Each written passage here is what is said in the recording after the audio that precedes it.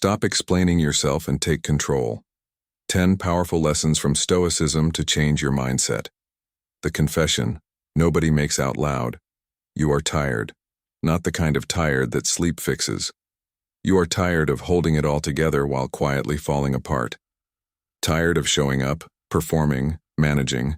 Tired of being the person who always has an explanation ready before anyone even asks for one. And the worst part? Nobody forced you into this. You built it yourself. Piece by piece, explanation by explanation, apology by apology. You constructed a version of yourself designed to be acceptable. And somewhere inside that construction, the real you stopped being consulted. The Stoics had a name for this state, not a diagnosis. A description, precise and brutal. A man who is not yet awake to his own life. Someone who reacts instead of chooses. Someone who is lived by circumstances rather than living through them with intention. This is not a video about ancient philosophy. It is a confrontation with the parts of yourself you have been too busy, too distracted, or too afraid to face directly. Every chapter ahead is a door, and unlike the cage you have been living in, these doors open. The question is not whether you are ready. The question is whether you are willing to stop pretending that you are not in a cage at all. The cage has no lock. You just never tested the door. There is a story about an elephant trained from birth with a small rope tied around its leg. The elephant pulls, feels resistance, and learns, early, deeply, permanently, that the rope cannot be broken. Years pass. The elephant grows into one of the most powerful animals on earth, and yet it stands obediently beside that same stake. Held by a rope it could now snap without effort. It does not try. The rope is no longer the prison. The memory of the rope is. You are not so different, and that is not an insult. It is the most honest thing anyone has said to you in a long time. The limitations you believe are real, the ones that make you hesitate before speaking, shrink before asking, retreat before risking, most were formed by repetition, not by catastrophe, by the accumulated weight of small moments in which you reached, felt resistance, and concluded that reaching was the problem. The conclusion became a belief. The belief became a wall. And the wall became so familiar you eventually decorated it and called it home. Epictetus wrote that men are disturbed not by the things that happen to them, but by the opinions they form about those things. He was not speaking theoretically. He was a slave. He had every material reason to believe his freedom was gone. And yet he identified the one domain that remained entirely his, the way he chose to interpret and respond to what was happening. His master could break his leg. His master could not break his judgment. Now consider what you have surrendered without anyone even demanding it. You have treated other people's opinions as facts. You have treated your own fears as reliable intelligence. You have treated the boundaries of your past experience as the limits of your future possibility. None of these surrenders were forced. They were chosen, unconsciously, incrementally, but chosen nonetheless. And that is the most important truth in this chapter, because it contains the seed of everything that follows. What was chosen can be unchosen. The cage was assembled by your interpretations, by the stories you told yourself about what things meant, what they proved, and what they made permanently impossible. The door has no lock. It never did. What holds it shut is the accumulated conviction that pushing is pointless. A conviction formed in a context that no longer exists, by a version of you that no longer has to be the final word on what is possible. Test the door. You are at war with reality, and reality has never lost. There is a particular kind of suffering that has nothing to do with what actually happened to you. It is the suffering that comes from the gap between what happened and what you believe should have happened. It lives in that gap. It feeds on it. And the wider you stretch that gap, through argument, through resentment, through the relentless mental rehearsal of how things ought to have gone, the more it consumes. This is the war, and you have been fighting it longer than you realize. It rarely looks like rage or collapse. Most of the time it looks like low-level resistance. The colleague who was promoted and should not have been, the relationship that ended and should not have, the opportunity that passed and should not have. Each one a stone dropped into still water, and you, years later, still standing at the edge waiting for the ripples to stop. Reality does not overturn verdicts. It issues them and moves forward. The only question it ever asks you is whether you are coming.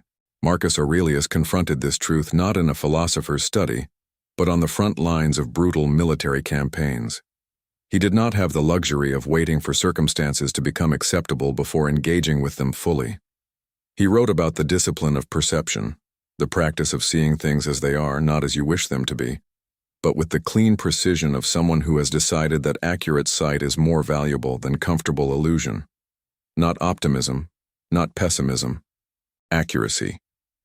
The Stoics were not teaching resignation. Acceptance in the Stoic sense is not passive. It is the most aggressive possible stance toward reality, because it refuses to waste a single unit of energy on resistance that changes nothing. It redirects everything toward what can actually be influenced. The man who accepts that he has lost his job is not weaker than the man who spends 3 weeks in furious denial. He is 3 weeks ahead. Think about where you are still arguing with something that has already happened, not processing, arguing. There is a difference worth sitting with. Processing moves. It transforms experience into understanding, understanding into response, response into forward motion. Arguing circles. It returns to the same point of contention over and over, seeking the vindication that the past is entirely incapable of providing, because the past is no longer a participant in your life. It is a record. Records do not negotiate.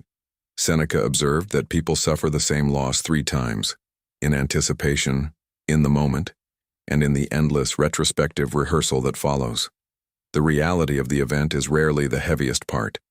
The heaviest part is the story constructed around it, the meaning assigned, the identity built in response, the person who was betrayed, the person who was abandoned, identities assembled from wounds and then worn as though they were the full truth of what a human being is. You are not the sum of what has been done to you, but as long as you remain at war with the facts of your past, you are living as though you are. Put down the case you have been building, not because what happened was acceptable, but because the courtroom you have been standing in exists only inside your own mind. And every day you spend there is a day you are not spending here, in the only moment that still has anything left to give you. Silence as strength. The discipline of the unspoken. Every time you explain yourself when no explanation was asked for, something small but significant happens. You hand a piece of your authority to whoever is listening, not because they demanded it, but because the silence felt dangerous, like it might be interpreted incorrectly, like it might leave room for a conclusion you cannot control. And so you fill it, with words, with context, with justification, with the elaborate architecture of a person who needs the room to understand them, before they feel entitled to stand in it. This is not communication. This is audition. And most people have been auditioning their entire lives without realizing the role was never actually up for grabs. Seneca learned through direct experience at the court of Nero that words are not neutral instruments. They are transactions. Every word spoken is an expenditure. Every unnecessary explanation is a withdrawal from a reserve that is not infinite. In his first letter to Lucilius, he opens with a warning that sounds simple and contains an entire philosophy. Guard your time. He might just as easily have said guard your words, because in Seneca's world, they amounted to the same thing. Marcus Aurelius governed the most powerful empire in the known world for nearly 2 decades, and by every account, he spoke less than anyone expected. Not because he lacked intelligence, because he had understood something most people in positions of power never learn. The person who fills every silence is not demonstrating confidence. They are demonstrating need, and need, made visible, becomes leverage in the hands of anyone paying attention. Consider the last time you over-explained a decision. Not clarified, over-explained. What were you actually doing? You were managing someone else's inner experience of you. You were trying to sculpt their perception because you did not trust that your simple and unadorned reality was sufficient on its own. That distrust, That fundamental uncertainty about your own right to exist without justification, is what the over-explanation reveals. Not your reasoning, your fear. The Stoics made a radical distinction between two kinds of silence. The first is the silence of someone who has nothing to say. The second is the silence of someone who has chosen not to say what they could. This second silence is not absence. It is density. It carries the unmistakable weight of someone who is not performing, not managing, not auditioning, someone who simply is. There is something that happens when you stop needing to explain. It is not arrogance. It is closer to the feeling of setting down a weight you carried so long you forgot it was not part of your body. The explanations were never really for the other person. They were for you. A running attempt to convince yourself that you were justified, acceptable, correctly understood. When that need quiets, something else becomes audible. Your own judgment, your own standard, the internal voice that was always there, but could never quite be heard over the noise of your own justifications. Stop filling the silence. What you are protecting by filling it is far less valuable than what you are losing. The comfortable life is slowly killing you. There is a version of safety that is indistinguishable from slow decay. It does not announce itself. It accumulates quietly, in the small daily choices that prioritize ease over growth, comfort over confrontation, the familiar over the necessary. And because nothing obviously bad is happening, because the bills are paid, the routine is intact, the decay goes unexamined, unnamed, mistaken, often, for stability. You have probably called it stability. Most people do. Seneca wrote that the greatest obstacle to living is expectancy, the habit of postponing life while waiting for conditions to improve, for the right moment to arrive, for the discomfort to resolve itself before full engagement begins. He called it the single most common way a human life is wasted, not through catastrophe, not through vice, through the indefinite deferral of actual living in favor of its perpetual rehearsal. The comfortable life seduces through increments. It rarely asks you to surrender everything at once. It asks for small concessions. Skip the hard conversation today. Take the easier option this time. Let this particular discomfort pass without addressing it. Each concession feels reasonable in isolation, but the concessions compound. What you eventually find, if you are honest enough to look, is not a life shaped by your choices, but a life shaped by your avoidances. The outline of everything you did not do, pressed into the form of a person. Epictetus taught that every time you choose ease reflexively, not deliberately but simply because difficulty was available and you moved away from it, you are rehearsing a form of weakness. You are teaching your own nervous system that discomfort is a signal to retreat rather than a signal to engage. And nervous systems are extraordinary students. They learn exactly what you teach them. This is why voluntary discomfort was central to Stoic philosophy. Marcus Aurelius woke before dawn in conditions he did not have to endure. He slept on a soldier's bedroll when an emperor's quarters were available. He did not do these things to perform austerity. He did them because he understood a principle the comfortable life systematically obscures. The man who has never tested himself does not know what he is made of. And the man who does not know what he is made of will, at the first serious test, discover he has been living on borrowed confidence. The serious test always comes. Loss arrives. Failure arrives. The body weakens. Relationships fracture. Certainties dissolve. And when they do, the question is not whether you will be tested. It is whether you have been building something that can withstand it.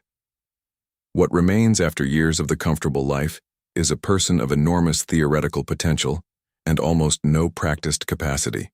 Someone who knows what they should do, understands why, can explain it with sophistication, and cannot make themselves move.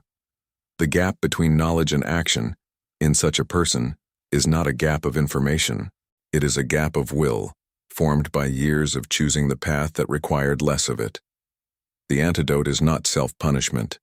It is the deliberate, consistent practice of choosing the harder thing when the easier thing is available, enough to keep the will sharp, enough to remind your nervous system that discomfort is not the enemy. enough to maintain the felt experience of being someone who can rise to meet what their life demands. The comfortable life offers you everything except the one thing that makes a life feel worth living: the knowledge, earned through direct experience, that you are equal to what your life asks of you. That knowledge cannot be thought. It cannot be read. It can only be built, one chosen difficulty at a time. Other people's opinions are not your business. At some point in your life, probably earlier than you can clearly remember, you learned that other people's reactions to you were information you needed to survive. As a child, this was not neurotic. It was accurate. The approval of adults was materially connected to your safety and sense of belonging. Reading the room was not vanity, it was intelligence. The problem is that you never received the update telling you the survival context had changed. So the software kept running long after the hardware it was designed for had been replaced. You are no longer a child dependent on the approval of giants, but you are still scanning the room with the same urgency. Epictetus drew a line, sharp and unwavering, between what belongs to you and what does not. What belongs to you, your judgments, your intentions, your responses, your character as it is actually practiced. What does not belong to you, everything else, including critically and permanently what other people think of you. Their opinion of you lives inside them. It is formed by their history, their fears, their projections, their momentary mood. It has far less to do with you than you have ever been comfortable admitting. Marcus Aurelius wrote about the folly of imagining that present reputation constitutes any kind of good, that the praise of people who will themselves be forgotten within a generation has no weight that a rational mind should assign to it. He is not being cynical. He is being mathematical. He is a man who had more people watching him than perhaps any other human being alive at the time, reminding himself every morning that their watching was not the measure of anything real. Think about the last decision you made differently because of how it would appear. Not because the appearance had genuine practical consequences, but purely because of the imagined reaction of people whose judgment, if you examined it honestly, you do not particularly respect. You dressed the choice differently. You softened the edge of it. You rented out a portion of your agency to a tenant who never asked for the space and would not have noticed if you had kept it. This is what opinion dependence actually costs. Not dignity, though it costs that too. It costs precision. Every decision filtered through the imagined reactions of others is a decision bent away from your own clearest judgment. And bent decisions accumulate. Over years, the consistent prioritization of perceived acceptability over honest assessment produces a life that is permanently slightly off. Not disastrous, not obviously wrong, but misaligned in a way you can feel, even if you cannot name it. The sensation of living slightly to the left of yourself. The people whose opinions you fear most are, in almost every case, too consumed by the management of their own image to be observing yours with anything approaching the sustained, critical attention you have assigned to them. People are the protagonists of their own stories. You are at best a supporting character, and supporting characters do not receive the analytical focus the protagonist has projected onto them. What would you do if you were genuinely certain that no one was watching? Not in the moral sense, but what would you do if no one was forming an opinion, updating their mental model of you? The answer to that question is closer to your actual judgment than almost any decision you have made recently. Reclaim your business. What other people think of you is theirs. What you do with your one irreplaceable life is yours. Keeping those two categories cleanly separated is not selfishness. It is the most basic act of self-possession available to a human being. Discipline is not punishment. It is identity. Most people misunderstand discipline at the level of motivation. They treat it as something you summon when you feel ready, a resource drawn from the well of inspiration, deployed when the goal feels vivid enough. And because inspiration is intermittent, because vividness fades, discipline treated this way is always failing, always one bad week away from collapse. This is not discipline. This is enthusiasm with a longer shelf life. And enthusiasm, however genuine, is not a system. The Stoics did not build their philosophy of action around motivation. because they understood something the modern conversation about productivity has largely missed. Motivation is an emotion, and emotions are weather. They change. They respond to sleep deprivation and minor social slights and the particular quality of light on a given afternoon. To build your capacity for action on an emotional foundation is to build it on something that will, with absolute certainty, shift beneath you at the worst possible moment. The Stoic alternative was not to try harder to feel motivated. It was to render motivation irrelevant, to act from identity rather than feeling, from who you have decided to be rather than how you happen to feel about being it today.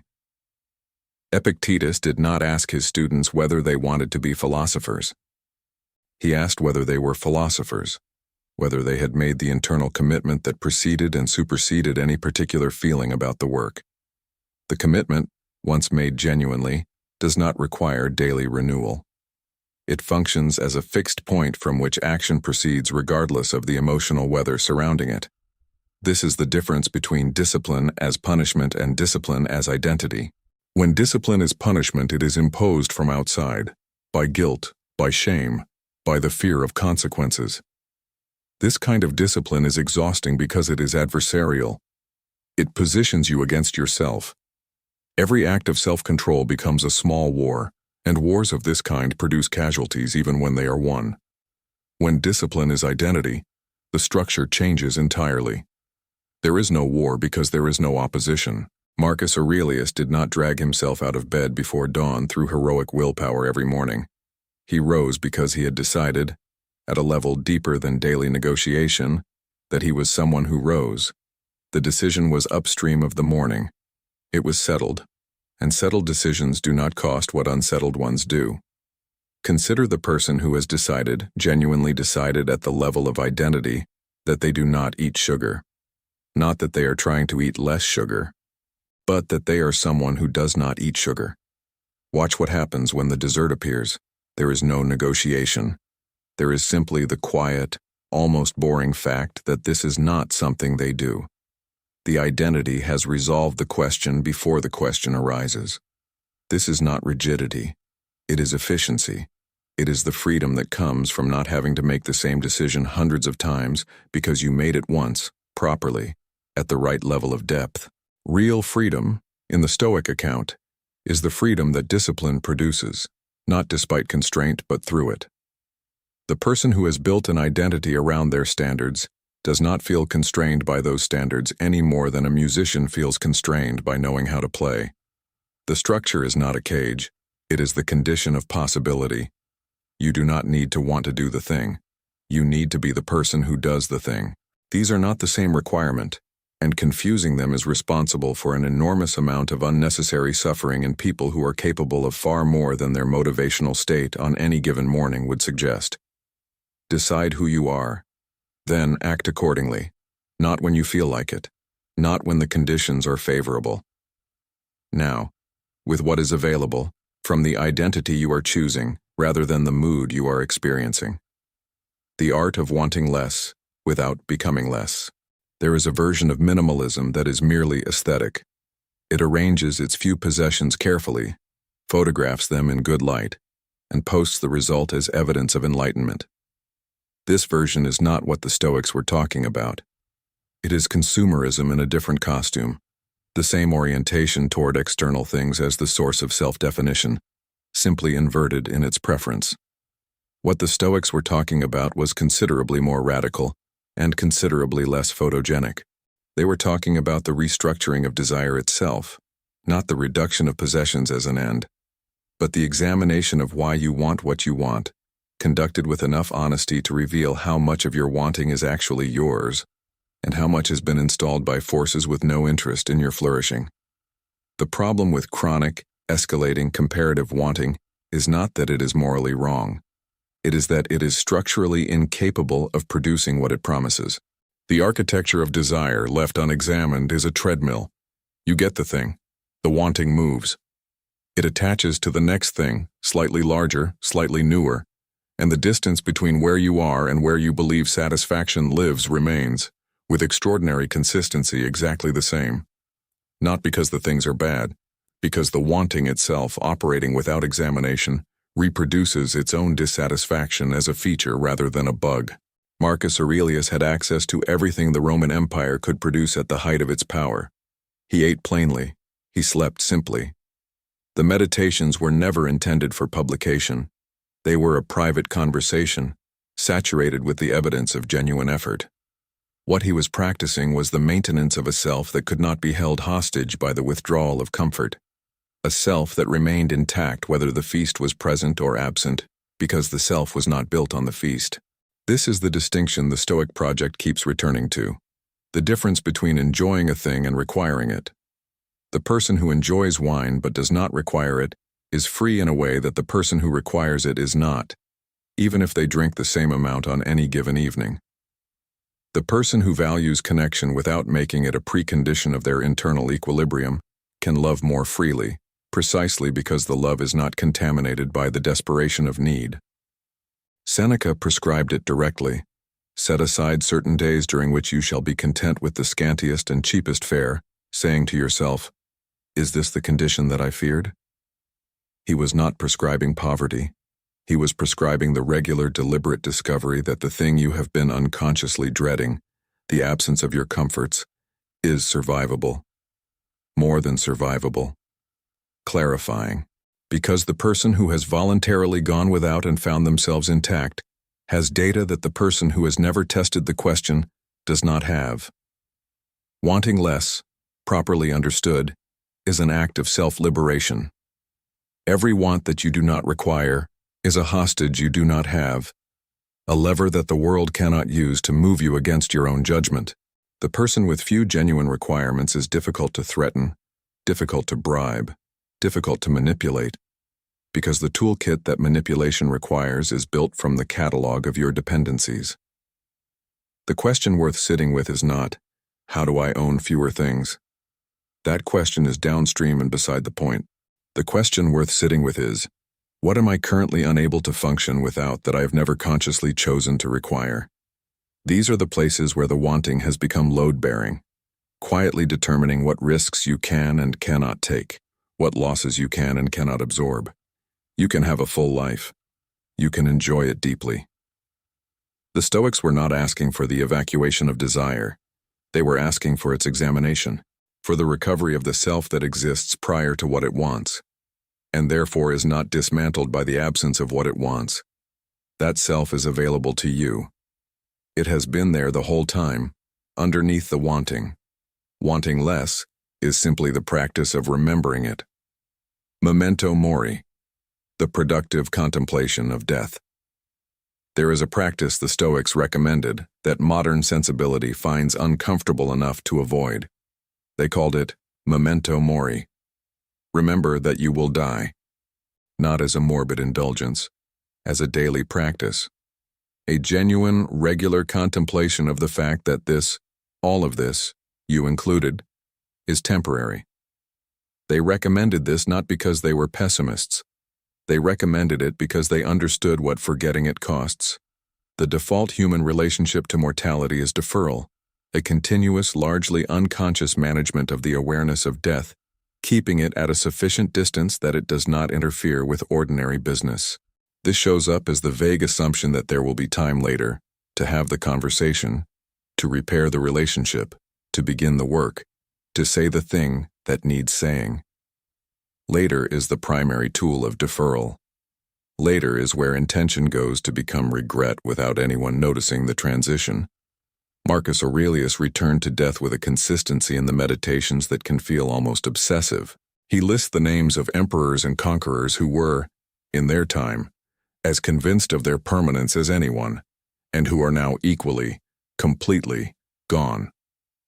He notes that Alexander the Great and his mule driver arrived at the same destination by different routes, and that the difference between them from the vantage point of centuries is considerably less than it appeared to either of them at the time.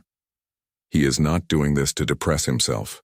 He is doing it to calibrate, to restore the accurate proportions of things that daily life consistently distorts. This calibration is the practical function of Memento Mori. When you hold the fact of your death with genuine steadiness, not as an abstraction but as a real and approaching event whose timing is unknown and whose certainty is absolute. The hierarchy of your concerns rearranges itself without effort. The minor grievances and social performances and accumulation of small comforts lose the false urgency that proximity had given them, and behind them, suddenly more visible, are the things that have been waiting. Seneca did not say that life is short. He said that life is long enough but that we waste most of it.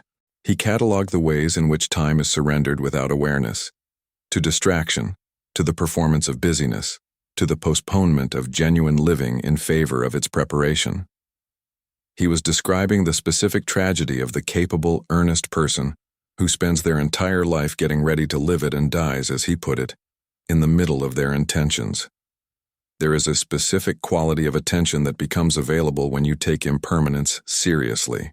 It is not sadness, though sadness is sometimes part of it. It is more like the sharpening that happens when something previously taken for granted is suddenly at risk. The way an ordinary Tuesday afternoon with someone you love can become vivid and irreplaceable the moment you understand it may not be repeatable. The way a landscape you have passed through 100 times without seeing it can suddenly appear fully when you look at it as if for the last time. This is what the Stoics were after. Not the grief of impermanence, but the attention it produces when honestly reckoned with. The capacity to be present to your actual life, not the improved version you are planning, not the circumstances you are waiting for, but the irreplaceable and unrepeatable specifics of this one. Remember that you will die, not as a threat, as an invitation, to be here, fully, now, while there is still a here to be in and a now to inhabit, and a life that is for this moment irrefutably, extravagantly, unrepeatable yours.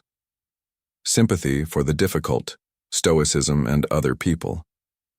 Other people are where philosophy goes to be tested. It is relatively straightforward to maintain equanimity in solitude. The controlled conditions of private reflection are generous to philosophical development in the way that a calm sea is generous to a sailor learning to navigate, useful for acquiring the basic competencies, but not the environment in which you discover what you actually are. What you actually are is revealed in friction. Marcus Aurelius began many of his mornings with a deliberate preparation for difficult people. He would remind himself that he would meet people who were ungrateful, violent, treacherous, envious, and unsociable. And then, this is the part that distinguishes the practice from mere cynicism, he would remind himself why. Because they are ignorant. Because they have not seen clearly. Because the person who behaves badly is always, in the Stoic framework, a person who has made an error of understanding rather than a person who has chosen evil from a position of clear sight. This is not a soft view. It is, in some respects, a harder one. The moralistic view allows for the satisfying categorization of difficult people as simply bad, which licenses a clean emotional response, contempt, anger, the comfortable distance of judgment. The Stoic view denies this comfort. It insists that the person who wronged you was operating from the same confused, partially formed understanding that you yourself are operating from. This is harder to live with. It forecloses the refuge of feeling superior. It requires in its place something more demanding: understanding. When someone's behavior upsets you, Epictetus argued, the upset is not caused by the behavior. It is caused by your judgment about the behavior, the interpretation you have placed on it, the significance you have assigned it. This does not mean the behavior was acceptable.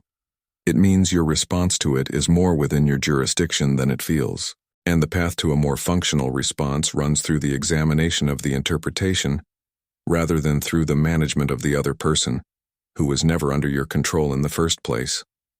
The enormous amount of energy most people spend attempting to manage, correct, or silently resent other people is energy that is, by the Stoic accounting, almost entirely wasted. You cannot reliably change another person. You can influence, model, communicate clearly and with genuine care. But the decision belongs to them, as it always has. The person who has genuinely understood this is freed from one of the most exhausting projects in human life, the project of making other people be different. What replaces it is not indifference. The Stoics were deeply committed to the idea that human beings are made for one another, that we are social creatures whose flourishing is inseparable from genuine connection. The Stoic sage is not a hermit. They are someone who has learned to be genuinely present to other people, available, contributing, connected, without making other people's behavior the governing condition of their internal state. The difficult person in your life is, in a precise and unsentimental sense, your teacher. Not because they intended to be, but because the place where they get to you is a map of where your inner citadel still has incomplete walls.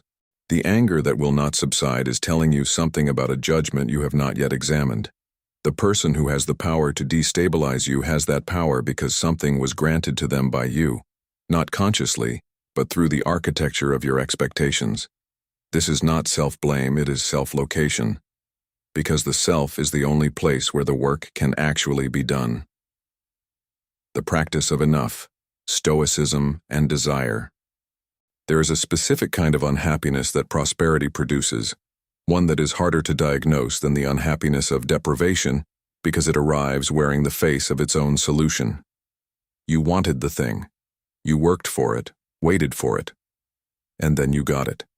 And the satisfaction was genuine, and it lasted for a period of time that was, if you are honest, considerably shorter than the wanting.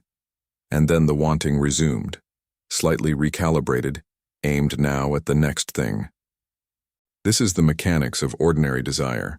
The Stoics called the condition pleonexia, the insatiable hunger for more, and they understood it not as a character flaw but as the natural terminus of a life organized around external acquisition as the primary source of meaning. The person who has decided that their well-being depends on getting and keeping things outside themselves has committed to a project that cannot be completed because the goalposts are not fixed. They move. They have always moved. The Stoic diagnosis is precise. The problem is not desire itself. It is the misidentification of where satisfaction lives. The person who believes that the next acquisition will finally deliver stable contentment is not wrong to want contentment. They are wrong about its address. Because contentment, in the Stoic account, is not a product of external conditions. It is a product of internal orientation, of the relationship between the self and its circumstances, which is something the self has genuine authority over, unlike the circumstances. Epictetus said that if you want what you have, you will always have what you want, and that this is not a counsel of passivity, but an accurate description of where durable satisfaction is actually located. The person who has genuinely arrived at wanting what they have is not someone who has given up. They are a person who has stopped hemorrhaging well-being through the gap between what is and what is desired, a gap that is the primary site of human suffering. There is a practice the Stoics recommended that remains practically challenging enough to be genuinely useful: voluntary deprivation. The deliberate periodic removal of comfort not because comfort is wrong, but because the person who has never tested their relationship to comfort does not actually know what it is. They do not know whether they enjoy the thing or whether they need it. And the difference between those two is the difference between freedom and dependency. What most people discover when they conduct this experiment honestly is that they are more intact than they feared. That the deprivation, while uncomfortable, does not produce the catastrophe that anticipation promised. And this discovery does something to the relationship with the comfort when it is restored. It returns it to the category of genuine pleasure rather than relief, which is what comfort becomes when it has been promoted from optional to necessary. Enough is not a quantity, it is a decision, a practice. A daily return to the recognition that the life available to you right now, not the improved version, not the one that arrives after the next threshold is crossed, contains already everything required for a genuinely good life, if you are willing to stop treating it as a waiting room. The waiting room is self-constructed. The door out of it has always been open. You are the one who has been choosing to stay. The art of reversal, turning obstacles into path. There is a line in Marcus Aurelius that has survived 2,000 years of translation and commentary, and still arrives with the force of something discovered rather than inherited. The impediment to action advances action. What stands in the way becomes the way. It is short enough to memorize and deep enough to spend a lifetime practicing, and the distance between those two things is where most people who encounter it remain. It is easy to find the idea compelling in the abstract. It is considerably harder when the obstacle is real, the loss is actual. The thing that has gone wrong is not a philosophical thought experiment, but the wreckage of something you built and cared about and believed in. But this is a misreading. The Stoic position on adversity is not optimism. It is not the instruction to feel good about bad things or to relabel failure as secret success. It is not about how you feel about the obstacle. It is about what you do with it. How you feel about the obstacle is, in the immediate aftermath, largely not under your control. The grief is real. The frustration is real. What the Stoics were asking is a different question entirely. Given that this has happened, what is the next move? Not eventually. Now. In the actual situation, with the actual resources available, in the actual direction that is still open. Because there is always a direction that is still open. Constraint does not eliminate choice. It redirects it. The closed door does not seal the building. The person stopped from going north still has access to east, west, and south. And one of those directions, taken with full commitment, may lead somewhere the northern route would never have reached. The history of actual human achievement is substantially a history of this dynamic. The business that failed and redirected the founder toward the insight that made the next thing possible. The illness that removed the capacity to continue in one direction and created, in its enforced stillness, the conditions for a different kind of work. These are not stories about suffering being secretly good. They are stories about human beings who refuse to let suffering be the final word. When the obstacle arrives, the Stoic response moves through a sequence that is simple to describe and difficult to execute. First, full acknowledgement. The obstacle is real. The loss is real. The person who rushes past a genuine loss in order to arrive at the lesson is not practicing Stoicism. They are practicing avoidance with a philosophical veneer. Second, the separation of what can be changed from what cannot. The obstacle happened. That is now in the category of what cannot be changed. What happens next? Your response, your direction, your chosen relationship to the new circumstances. That is in the category of what can. The person who spends their energy lamenting the obstacle is spending it on the unchangeable. The person who turns their full attention to the next available move is spending it on the only thing that can actually produce a different outcome. Third, the genuine question. Not the rhetorical question that is actually a complaint. Why did this happen to me? But the practical one. What is possible now? What does this situation actually contain, looked at honestly? What skill does navigating it require that you have not yet fully developed? What clarity does it produce that comfort was obscuring? The obstacle is not the path in the sense that suffering is secretly desirable. It is the path in the sense that this, exactly this, the actual situation in front of you, is where your life is happening. The choice is not between the life with the obstacle and the life without.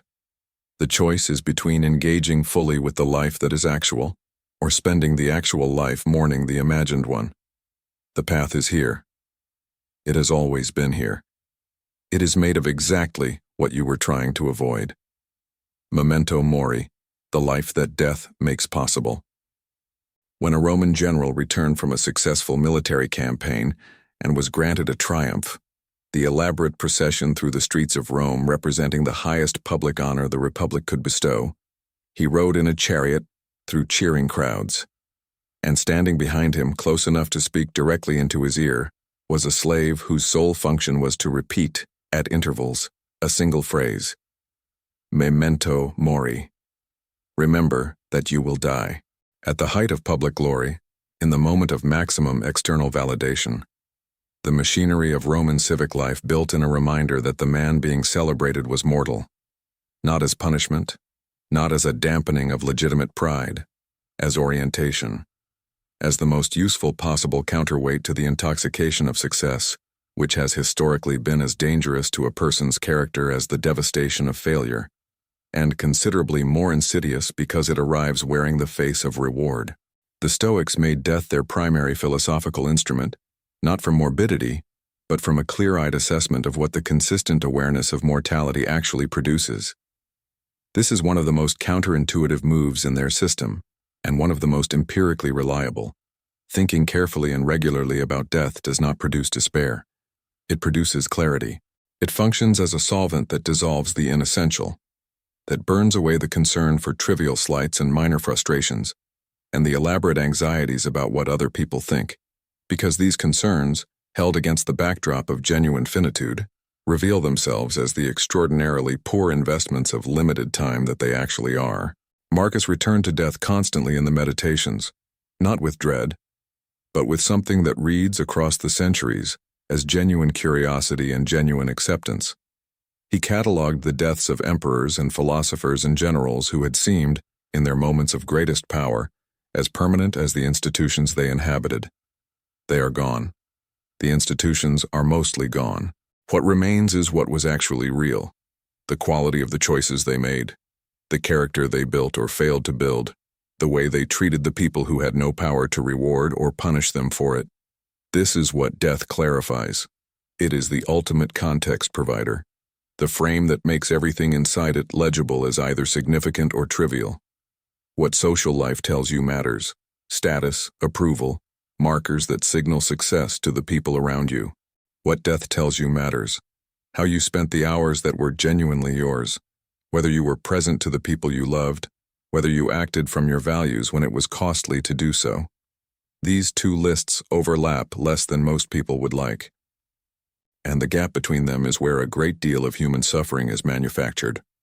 The suffering of people who have spent their time pursuing what social life said was important and arrived at some moment of reckoning to find that the account they were building in the currency that actually matters has not kept pace with the one they were building in the currency that does not.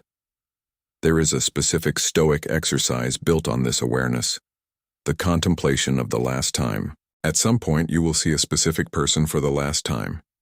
You do not know when that point will be. You will share a final meal with someone you love, and you will not know, while you are sharing it, that it is the final one.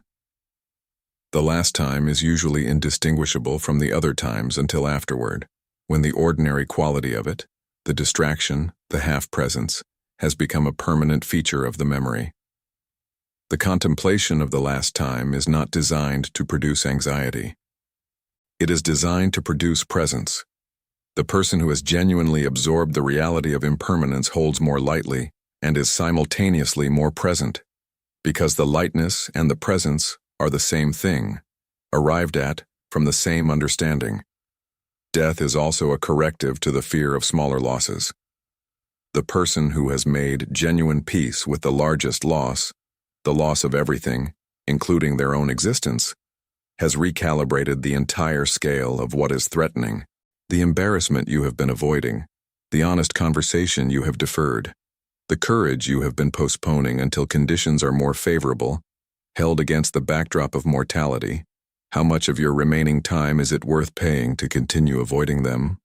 The slave in the chariot was not there to ruin the triumph.